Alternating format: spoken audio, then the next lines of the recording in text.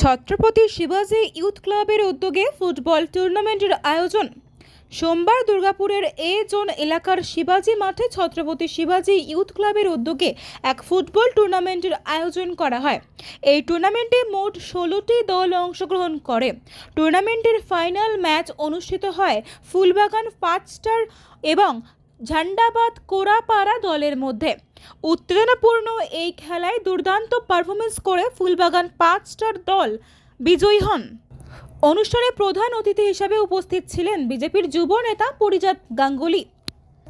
এছাড়াও উপস্থিত ছিলেন বিকাশ সিং এবং সঞ্জীব তিওয়ারি। ছত্রপতি শিবাজি ইউথ ক্লাবের পক্ষ থেকে সকল অতিথিকে ফুলের তোড়া দিয়ে সংবর্ধনা জানানো হয়।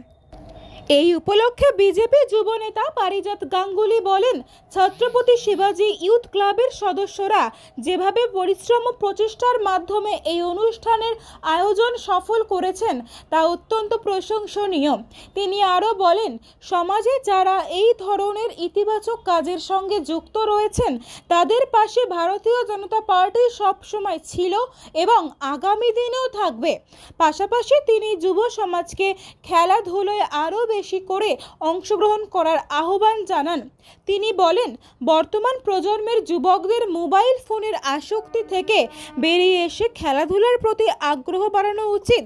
খেলাধুলা শারীরিক এবং মানসিক বিকাশে গুরুত্বপূর্ণ ভূমিকা পালন করে।